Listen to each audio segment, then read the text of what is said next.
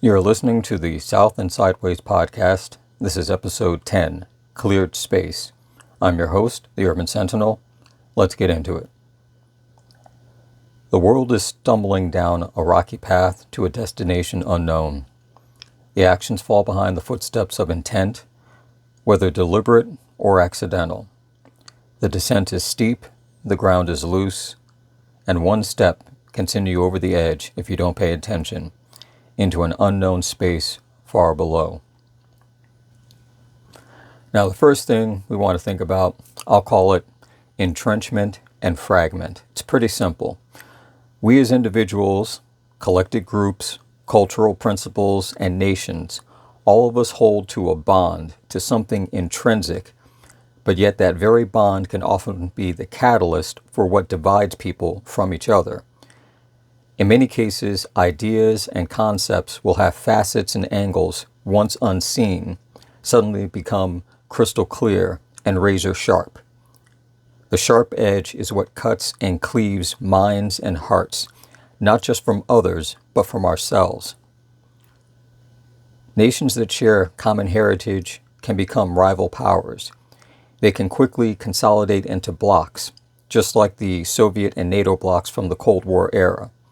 The United States combining with existing NATO members and pulling in countries from the Indo-Pacific region like Japan, Korea, Australia, New Zealand, into a more formalized partnership, spreading the responsibility amongst them.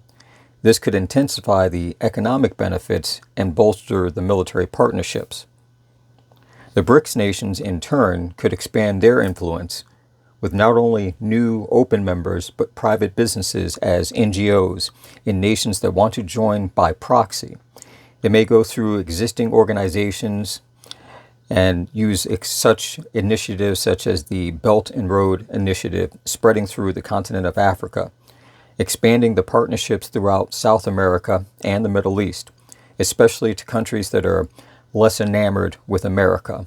This multipolar great power competition would be driven by a shared goal to challenge Western influence across both hemispheres, each holding tightly to whatever bonds that can be maintained, digging in like a tick, refusing to let go.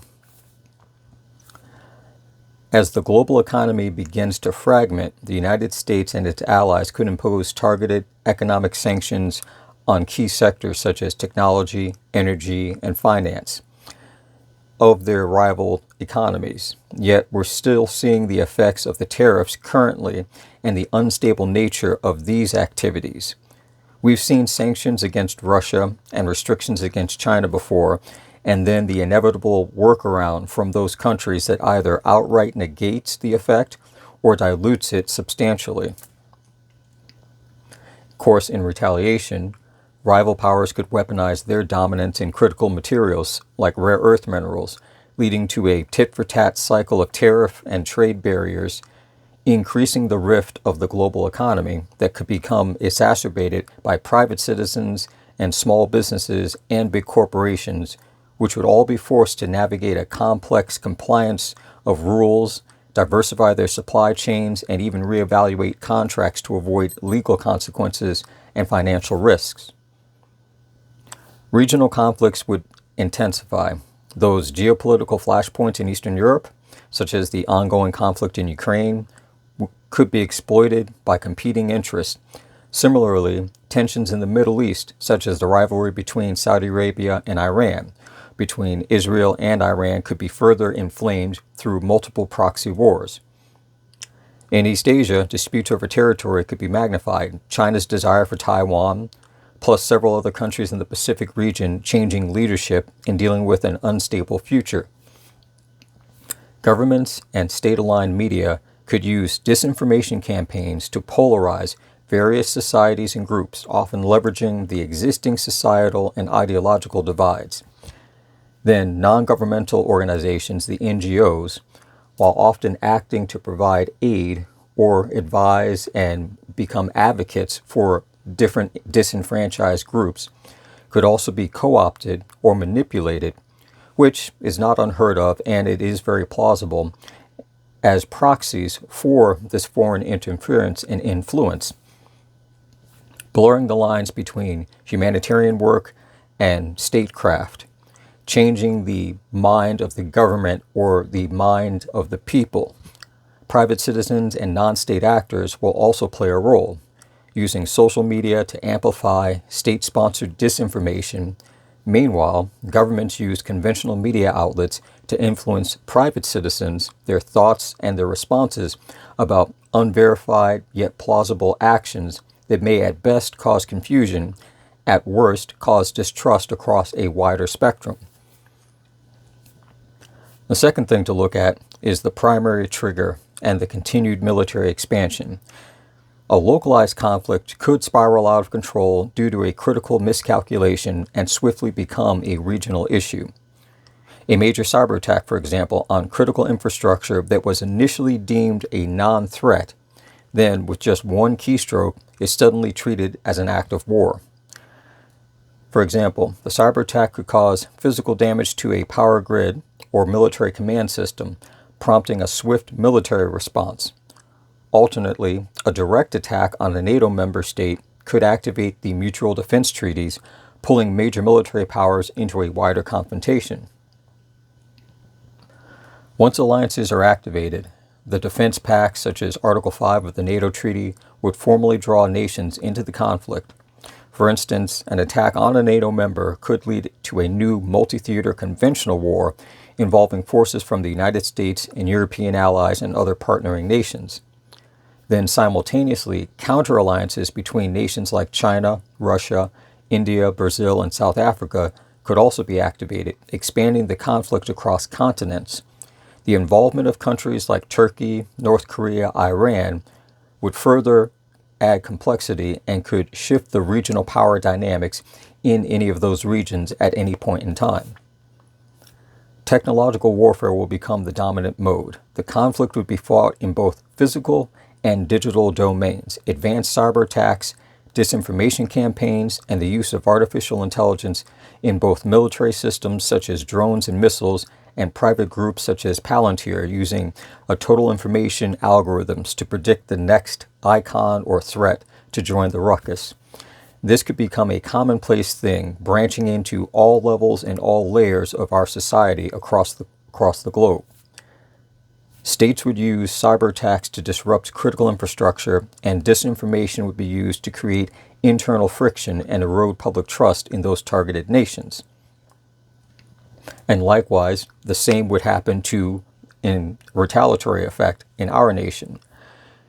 This would increase the potential for a misattribution, where it becomes difficult to determine not just who is responsible for an attack, but if the details are altered, then determining to what degree a group is or if at all responsible for an attack, raising the stakes for a greater conflict and escalation. Finally bringing us to the last condition, the Great Divide and its aftermath. The New World divided into geopolitical, digital, and physical regions following this conflict. This would likely solidify into these competing spheres of influence, yet still somewhat amorphous in shape, fluctuating with slight changes. This new division would be based on the new global power dynamics that emerged from the war. Pre-war international cooperation that's exemplified by institutions like the G7 and the UN would fracture. Some alliances will remain, others perhaps the balance shifted to the other end of the scale. Tenuous agreements resulting in the Great Divide that would leave the world separated into rival factions, all under new banners and new slogans with distinct political systems and new economic realities. A collapse of global systems through prolonged conflict would lead to, without a doubt and without question, a massive resource strain and destruction. Attacks on primary food and regional energy supplies, as seen in the Russia-Ukraine conflict, these will impact on grain exports, livestock growth, and even water access, rippling outwards to all interconnected areas, which would cause widespread famine, civilian displacement, and more conflict within nations that are barely surviving. The global economy and its supply chains, already fragmented in the onset of the conflict, would collapse entirely.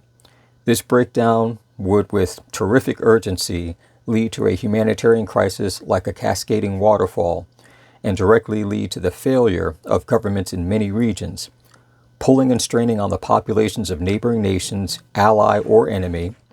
Both will have to deal with the backblast. The social and environmental chaos in the aftermath would leave societies deeply scarred.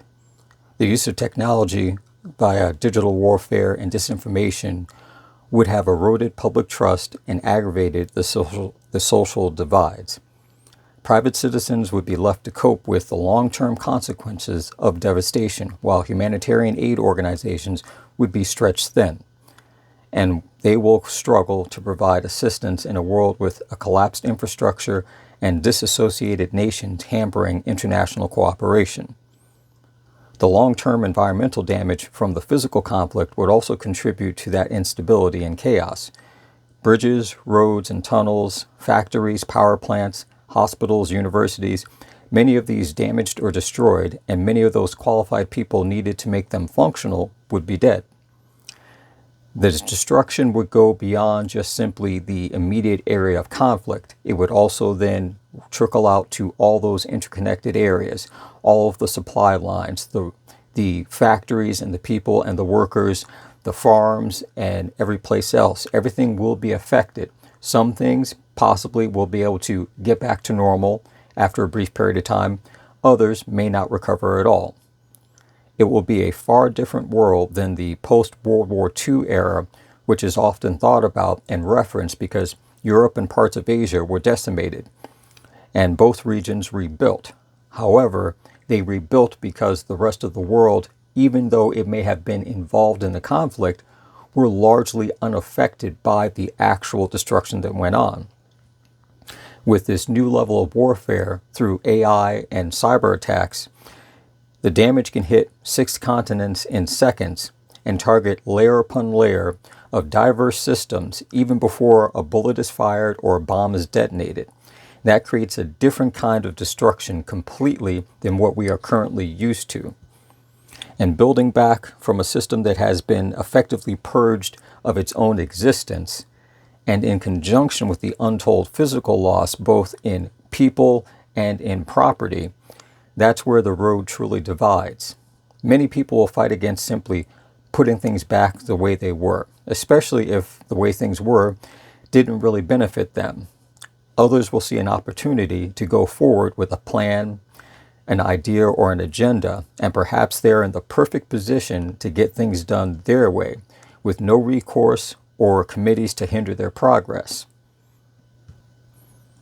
Currently, to date, in October 2025, around the world, there are approximately 50 to 60 countries that are all involved in some level of internal conflict, whether it's the standing government against the people, whether it's government factions internally against each other, whether it's one group of people or multiple groups against other groups of people, whether it's an outside influence from another nation, but it's directing, controlling by proxy the courses and actions and activities that go on in another country.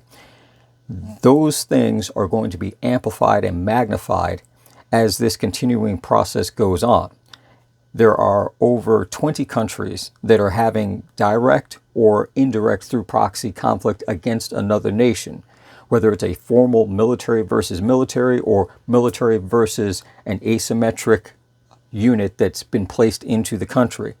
And again, it only takes one or two things to set it off in a larger level, to accelerate what is already still in the process. It's sort of like a fuse is lit and it's burning at a specific rate and it's burning and it's burning.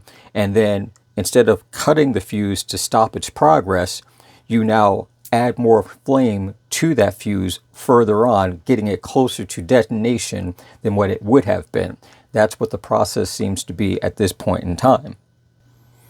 When you look at Sudan, Ethiopia, Burkina Faso, you see clear and open evidence of both unjust actions and civil unrest. You see the quality of life and how it's affecting them because of the actions of the government and what the citizenry have gone through to fight against it. You look at nations such as Poland, Belarus, Estonia, all of them seem to, for the lack of a better term, be retrograding, going back to what they were from the Cold War era, from the 50s all the way up into the 80s, basically putting back up the old walls, the old barriers, and bringing that mindset back up to the front because of the environment that they're now in, knowing that it happened once before and they'd much prefer it not to happen again. The changes going on in South America, Venezuela, Colombia, Salvador, Honduras, all of those regions are also embroiled in their own internal conflicts, many of it fighting against the drug cartels and the government, and in many cases the cartels and the government are actually working together to basically maintain control and the status quo that there is. You have countries like Canada that just a few years ago passed legislation into laws that seem to be straight out of the playbook of something that you would have expected from Pinochet or from Mussolini.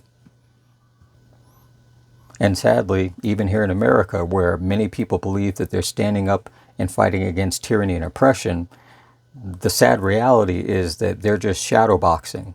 That's all. They are distracting themselves against something that's not in front of them. So all it takes is the right group, individual, to push the right buttons, to make the right statements, to make that call, and to get certain things going. And all these different regions, all these different countries are going to explode far beyond the levels that they're at.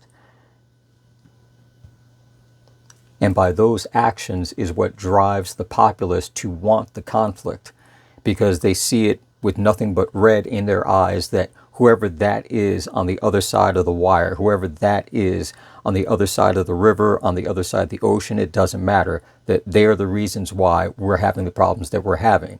And satisfaction won't be achieved until, effectively speaking, we know that we've handled the business. It's with neither apathy nor lust that I say at a certain level it will happen and it needs to happen, because you can't undo what's already in the process. And you can't just simply settle down, have a seat, and pretend that nothing up to that point ever actually happened. The words that have been said, the actions that have been taken are out for everyone to see and hear. And that's still going to be there. Without any resolution, it will continue to grow and grow and grow, sitting, waiting for that next opportunity to come forward and start all over again. I'll say this on an anecdotal level, no hard science behind it. I've gone back and I've watched different news coverage stories from 2008, 2016, 2020, 2024, and not going through every single one minute by minute, but just watching them at a casual, quick, short clip, couple seconds here and there, the highlights of different things going on. There is a definitive pattern that shows up when you watch the different things going through from those periods. You see a consistent and steady growth in insanity. You see a higher level of reactionism to what is still, on one end, a small, borderline trivial thing that gets blown up, amped up, and dragged around and paraded around. The intensity to which people now respond to everything. Every single thing is the new issue. Every single thing is the new offense. And to one extent, you would think you would burn out from living at that high octane level of anger for so long. But also, does not seem to be a case where there is a solution. There is no actual, here's an answer that will satisfy the people that have this desire. It seems more almost like an actual virus, the way that it spreads, where some people get affected and they're immediately afflicted by it and they show all the symptoms and signs. Other people, they seem to have some type of immunity to it, but then they still succumb later on, a sort of quiet debilitation going through their body. Other people, You wouldn't be able to tell one way or the other how they're feeling, what's going on. They seem to be steady and level right across the board. But it is almost like a hive mind virus that's making its way through our society, both through the things that we consume physically and the things that we consume mentally, intellectually. That's affecting all of us. And then that moves out into the greater region and has an effect on everything that is done in our circumstance, in our surroundings, in our society. But I don't want to get off onto a whole separate rant. After it's all said and done, it won't just be about fixing the broken bridges and cleaning up the debris. It will become about clearing a space and deciding that if in that space it will be about rebuilding of something that was, or will it be about building something that could be? That's all I've got for you now. I'll catch you in the next one.